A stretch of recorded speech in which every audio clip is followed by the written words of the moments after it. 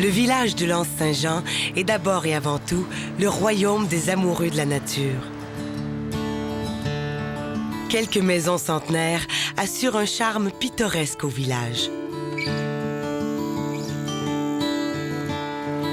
Une magnifique piste cyclable et piétonnière longe la rivière Saint-Jean sur plus de 11 km.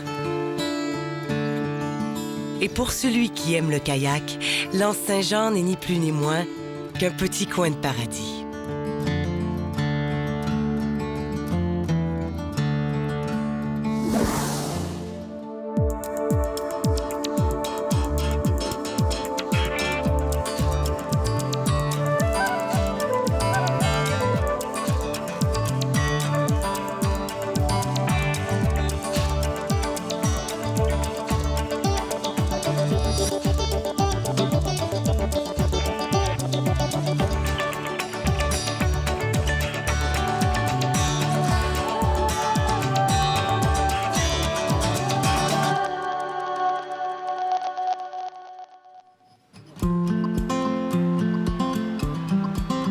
Mon nom est Claudia Labrèche. Je suis propriétaire du bistrot de l'Anse et gérante. Sylvie Major, je suis propriétaire depuis 10 ans d'une entreprise qui s'appelle Fjord en kayak, qui offre des excursions guidées en kayak de mer sur le fjord du Saguenay. C'est un plan d'eau qui a de l'eau salée et de l'eau douce. Donc, on retrouve tous les poissons d'eau douce et de mer, les oiseaux d'eau douce et de mer. Déjà, en partant, tu vois que c'est un milieu unique, très, très sauvage. C'est mystique. Quand c'est nuageux, quand c'est brumeux, des fois, ça peut être très mystique. Autant c'est joyeux avec les vagues, avec l'activité, les kayaks qui se promènent, les enfants qui se baignent à marée basse. Je sais pas, le fjord, c'est quelque chose d'émotif, c'est quelque chose de beau. Je me nomme Rita Bergeron-Godreau. Je suis la mairesse de la municipalité de l'Anse-Saint-Jean. J'habite l'Anse-Saint-Jean depuis toujours. Le village de l'Anse-Saint-Jean, en fait, ressemble là, à une carte postale en soi. Le village est né sur le bord du fjord. Un fjord, il n'y en a seulement qu'un en Amérique du Nord. C'est un village longiligne, dans un bassin versant, dans une vallée où on est entouré de montagnes, puis où on a le Saguenay au pied. Les gens sont fiers de leur propriété, sont fiers de leur village. Puis je pense qu'on peut même dire qu'ils sont fiers d'habiter ce coin-là, ce coin de pays-là.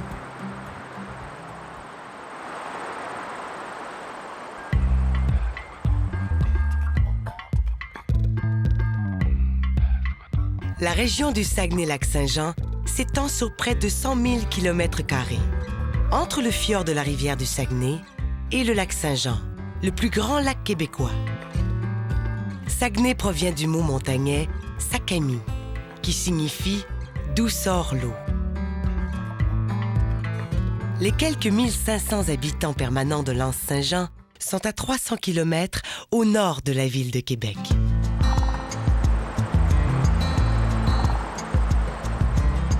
Les débuts de l'Anse-Saint-Jean remontent à 1839 avec l'arrivée des premiers colons ici à l'instigation d'une société de colonisation. Les gens viennent en réalité de la région de Charlevoix et l'activité principale ici sur place, c'est l'exploitation forestière qui est contrôlée par des compagnies d'exploitation du bois. Le village de l'Anse-Saint-Jean a une physionomie très particulière parce qu'il occupe le fond d'une vallée perpendiculaire au fjord du Saguenay. Et la physionomie générale de tout ça, c'est la forme d'un entonnoir. Et à la petite extrémité, il y a le noyau villageois avec l'église. Dans le centre, il y a la rivière Saint-Jean qui sillonne le fond de la vallée. À l'extrémité la plus large de l'entonnoir, on a deux entités de part et d'autre de la rivière Saint-Jean. D'un côté, le quai avec un petit noyau construit qu'on appelle le faubourg. Et de l'autre côté, dans un cadre qui fait penser un peu à un delta, une surface agricole avec quelques fermes.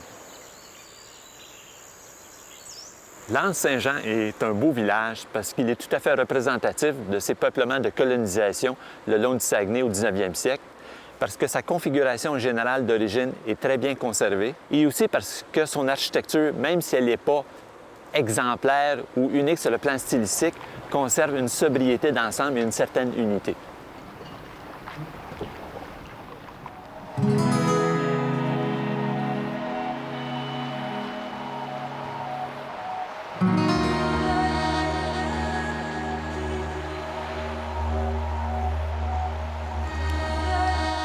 Il y a 10 ans, quand on a voulu partir notre entreprise, moi et mon copain, on a fait le tour du fjord du Saguenay.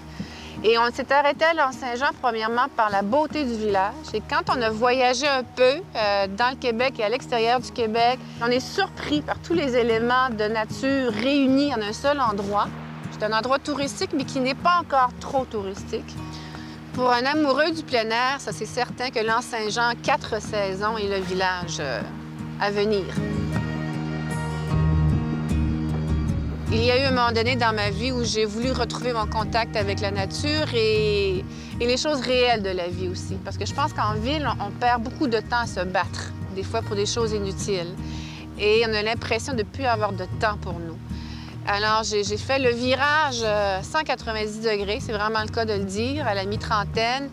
Et j'ai voulu revenir au Saguenay. Et j'ai eu la chance d'avoir un copain qui est très sportif. C'est comme ça qu'on a parti Fjord en kayak il y a 10 ans. J'adore faire du kayak de mer, et j'adore faire du kayak sur le fjord du Saguenay. C'est vraiment un plan d'eau qui m'attire, c'est un plan d'eau qui vient me chercher. Mais c'est sûr que faire du kayak de mer, je pense que c'est un des meilleurs sports pour vraiment se retrouver au ras de l'eau. Et après 10-15 minutes, il y a vraiment là... On se calme, tout devient calme et on est vraiment en paix avec la nature autour de nous.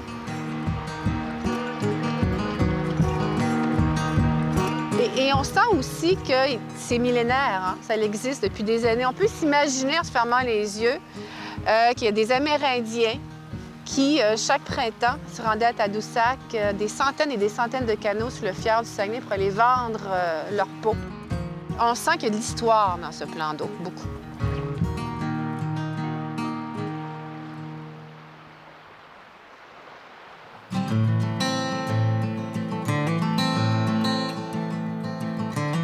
Nous sommes actuellement au milieu du noyau institutionnel de l'Anse-Saint-Jean.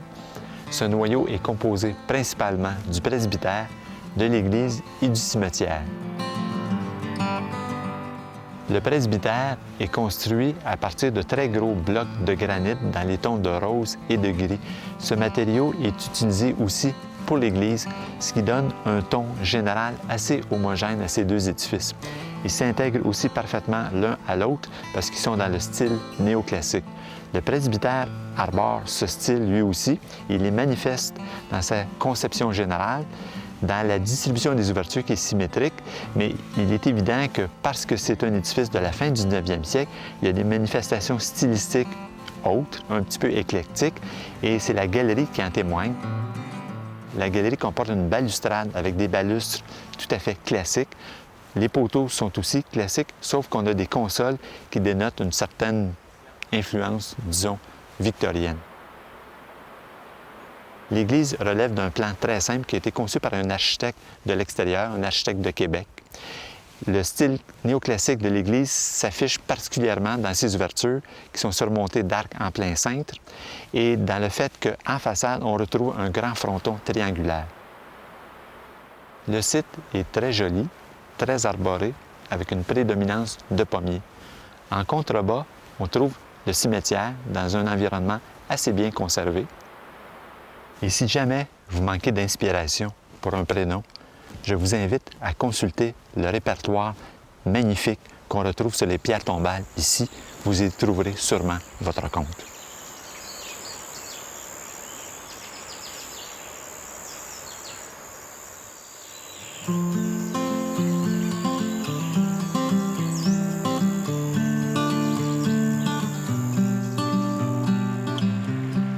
D'année en année, L'Anse-Saint-Jean est reconnu comme une destination touristique.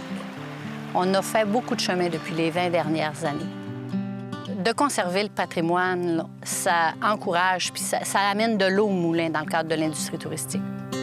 Il est très important de préserver ça parce que pour nous, pour les gens, pour le milieu, pour notre économie, c'est notre carte de visite. C'est ce qui va faire que l'Anse-Saint-Jean va demeurer un village recherché, un village où les gens veulent acheter une propriété, où les propriétés vont garder une certaine valeur. C'est ce qui fait, en fait, qu'on va se démarquer de nos voisins aussi. Qu'est-ce qu'on retrouve pour protéger le patrimoine? C'est surtout une réglementation. Une réglementation qui incite les gens là, à respecter l'architecture initiale.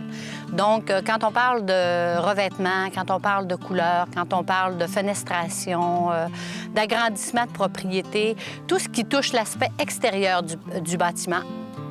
On a également à la disposition des gens qui ont des propriétés dans le secteur patrimonial. On leur permet d'utiliser, on défraie les coûts d'un architecte qui va justement les conseiller pour s'assurer de garder l'harmonie, tant au niveau des matériaux que des couleurs. Le charme patrimonial de l'Anse-Saint-Jean a bien failli disparaître en 1996 lors du Grand Déluge qui emporta totalement ou en partie 102 maisons du village. Moi, j'étais au conseil de ville comme conseillère à ce moment-là, en 96. D'abord, pour nous, c'est arrivé dans la nuit du 19 et 20 juillet. Donc, le 20 juillet au matin, quand on s'est réveillé puis qu'on a pu faire le tour en hélicoptère de tous les dégâts, on s'est demandé, on s'est vraiment posé la question de quelle façon on allait reconstruire tout ça, puis avec quels moyens. Mais je dois souligner qu'on a eu quand même beaucoup d'aide, tant des paliers gouvernementaux supérieurs que des gens de la population, que des gens alentours, pour justement là, prendre le taureau par les cornes puis dire, bien là, on n'a pas le choix. On a des contribuables qui sont dans la rue, des citoyens qui sont sur le pavé avec la maison détruite, les meubles sortis. On n'a pas le choix. Il faut aider ces gens-là, puis il faut aider notre milieu aussi à se reconstruire. Il y a eu 4 ans de travail intensif. Là. Il y a eu d'abord les mesures d'urgence. Tout ce qu'on fait, là, les raccordements au réseau d'aqueduc, d'égouts, les routes qu'il fallait reconstruire pour ne serait-ce qu'au moins se rejoindre là, d'un pôle à l'autre du village. Par contre, il a fallu reconstruire de façon conforme selon les normes. Ensuite, il y a eu toute la stabilisation de berges qu'on a rétablie le long de la rivière Saint-Jean, là, tout l'empierrement. On a réellement senti que les gens de l'Anse-Saint-Jean, en fait, faisaient partie d'un même village. Les gens se sont entraidés mutuellement. J'ose dire qu'on est sortis gagnants du déluge. Ça nous a appris à serrer les coudes, justement, à travailler ensemble, à se dire qu'on était capable aussi de relever des défis comme celui-là. Je suis en amour avec mon village, puis je vais continuer de l'être. Je veux qu'on le développe, oui, mais je veux également qu'il se développe de façon harmonieuse. Je veux que l'Anse-Saint-Jean demeure ce qu'il est comme village. Là. Je veux que l'Anse-Saint-Jean demeure un village patrimonial, un village calme et paisible, où il fait bon vivre.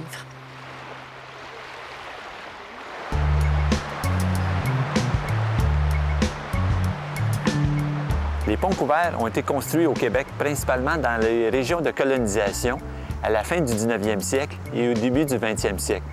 Pourquoi des ponts couverts? En réalité, pour protéger le tablier qui est en bois des intempéries, donc prolonger leur durée de vie. Ici, à l'Anse-Saint-Jean, on a décidé de construire un pont couvert dans les années 1920, au moment où on complétait le réseau routier régional. Et le pont couvert permettait de réunir les 2 rives de l'établissement humain qui était l'Anse-Saint-Jean. Il faut noter que ce pont se présente aujourd'hui dans un état de conservation idéal, c'est-à-dire qu'il est dans l'état où il était à l'origine. On a donc un tablier en bois. On a 2 structures de chaque côté qui sont des structures portantes. On a un revêtement de bois de planche à déclin à l'extérieur et évidemment, on a un toit à 2 versants. La célébrité de ce pont est due au fait qu'en 1954, la Banque du Canada a décidé de le faire figurer sur son billet de 1 000 $.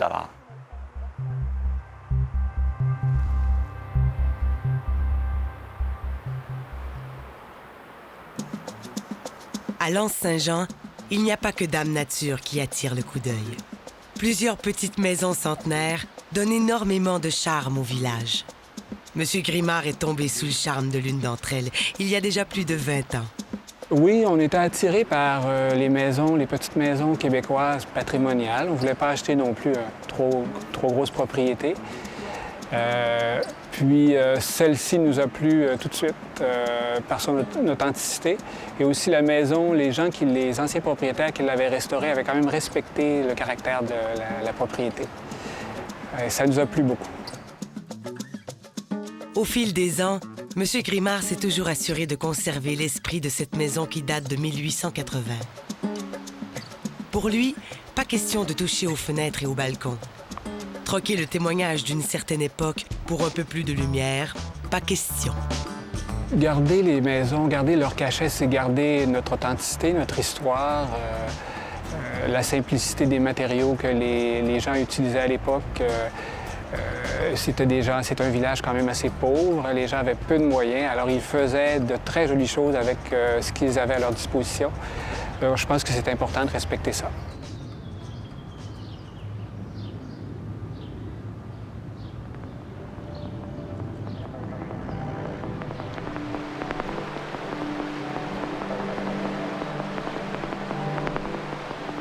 Ici, à l'Anse-Saint-Jean, le regard du visiteur sera sûrement attiré par des structures insolites qu'on peut observer sur les terrains privés. Il s'agit de fours à pain. Il faut se rappeler que les fours à pain ont été omniprésents dans la vallée du Saint-Laurent au 17e, 18e siècle à cause d'une alimentation basée principalement sur le pain. Curieusement, ici à l'Anse-Saint-Jean, dès les débuts, c'est-à-dire à partir des années 1860, il semble qu'on ait utilisé le four à pain extérieur, donc comme structure autonome. Le four à pain reprend l'essentiel des procédés traditionnels. C'est-à-dire qu'on retrouve une base en bois, qui est une base portante. On retrouve le four lui-même, le four qui est constitué, en fait, d'une sorte d'argile mélangée à de la paille, en fait, une sorte de procédé qu'on a appelé traditionnellement le torchis. Et il y a une voûte, évidemment, à l'intérieur de ça, et une porte métallique à 2 battants avec un petit contrôle d'entrée d'air. L'ensemble de la structure est protégé par un toit à 2 versants, lui-même recouvert de bardeaux, le bardeau qui est un matériau traditionnel ici. À l'Anse-Saint-Jean, le four à pain est devenu une sorte de symbole, le symbole d'une qualité de vie telle qu'on le retrouvait autrefois.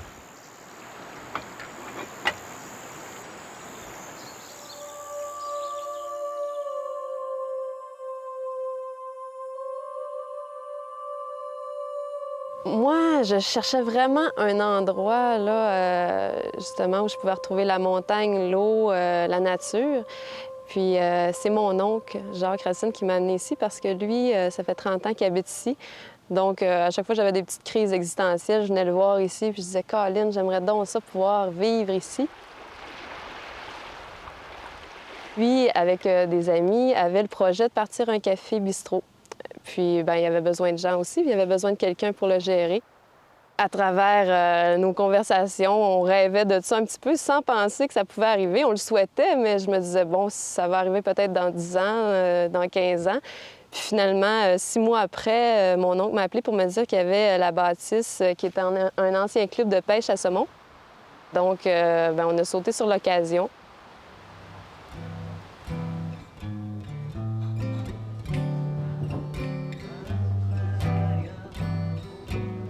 Moi, le bistrot est vraiment devenu un lieu de rencontre. Puis l'Anse-Saint-Jean en avait besoin. Les gens qui vivent ici en avaient besoin aussi. Parce que, veux pas, bon, on est dans un endroit merveilleux, mais toute seule dans nos maisons, bien, c'est pas plaisant. Tandis qu'ici, bien, ça a permis aux gens de se rencontrer, de communiquer. Puis, bien, c'est sûr, le côté culturel, les spectacles, c'est quelque chose qu'il n'y avait pas ici. Et moi, je me fais remercier à tout bout de champ. Les gens, même l'hiver, quand le bistrot est fermé, ils s'ennuient donc là, d'un bon spectacle au bistrot. Il y a des peintres amateurs qui font des vernissages ici, donc qui exposent pendant 2 semaines. On a 8 artistes qui passent par saison. Donc, à toutes les 2 semaines, le décor du bistrot change. C'est la plupart du temps des artistes locaux, sinon régionaux. C'est plaisant pour nous, premièrement, parce que justement l'ambiance du bistrot change tout le temps.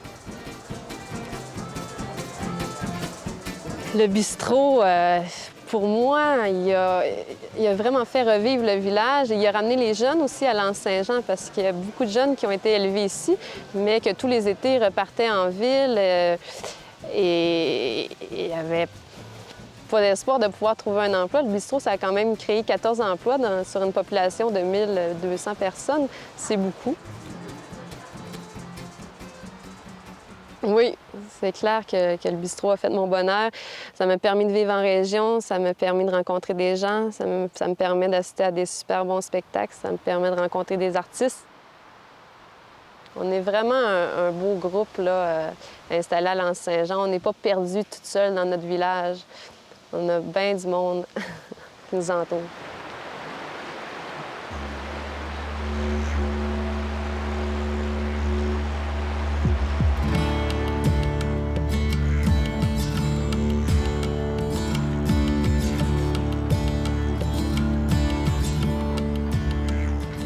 Nous sommes actuellement sur le quai de l'Anse-Saint-Jean, qui est un lieu névralgique.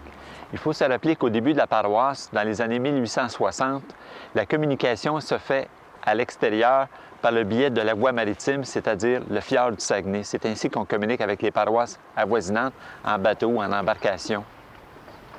Ce n'est qu'en 1875 qu'on va construire un quai et à partir de ce moment-là, on pourra plus facilement débarquer des marchandises. C'est donc le lieu de ravitaillement principal ici à l'Anse-Saint-Jean et c'est aussi un lieu d'expédition. Ça explique pourquoi on va retrouver à proximité du quai une petite concentration de maisons de la fin du 19e siècle qu'on appelle le faubourg. C'est donc un ensemble qui est né avec la fonction du quai. Le quai, aujourd'hui, n'a plus cette fonction originale qu'on lui a connue. Il est essentiellement un lieu touristique. C'est le lieu d'arrivée et de départ de croisières sur le Saguenay.